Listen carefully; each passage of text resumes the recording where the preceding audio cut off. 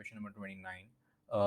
We are given a logarithmic equation and we need to find the value of x. So, what we can do is first we can condense these two logs because they look like log of a plus log of b.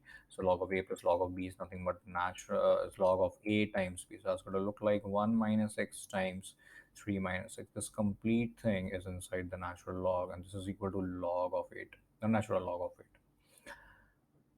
We have natural log both sides, so we can take anti-log both sides, so we get rid of the log. So we are just left with 1 minus x times 3 minus x is equal to 8. This is a quadratic equation, so let's open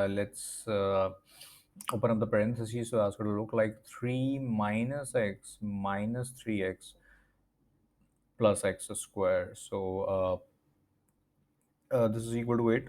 Why 3? Because 1 times 3 is 3. 1 times minus x is minus x times 3 is minus 3x, and minus x times minus x is x squared. So that's going to look like x squared minus 4x plus 3, and let's subtract 8 both sides, so minus 8 is equal to 0.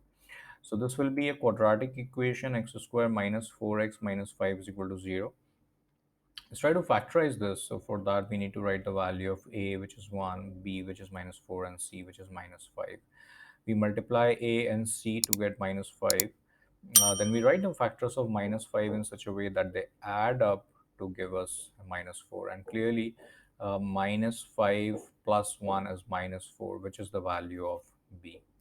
So we gotta use these factors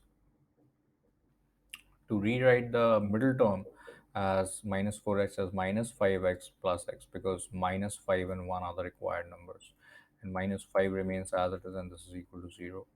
So we take the first pair, we take the second pair. In the first pair, x is common, we are left with x minus 5, and in the second pair, we have x minus 5, and this is equal to 0. So we take x minus 5 as a common factor, and we are left with x plus 1, and this is equal to 0.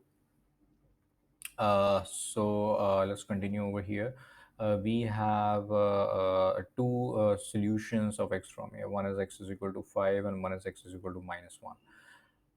But before moving ahead, before finalizing these, we need to recheck whether they actually fit in the domain of log or not. If you look carefully, if x is equal to 5, then 1 minus 5 is minus 4, which is not allowed because inside the log we cannot have a negative number. So we need to reject this, saying that this is outside the domain.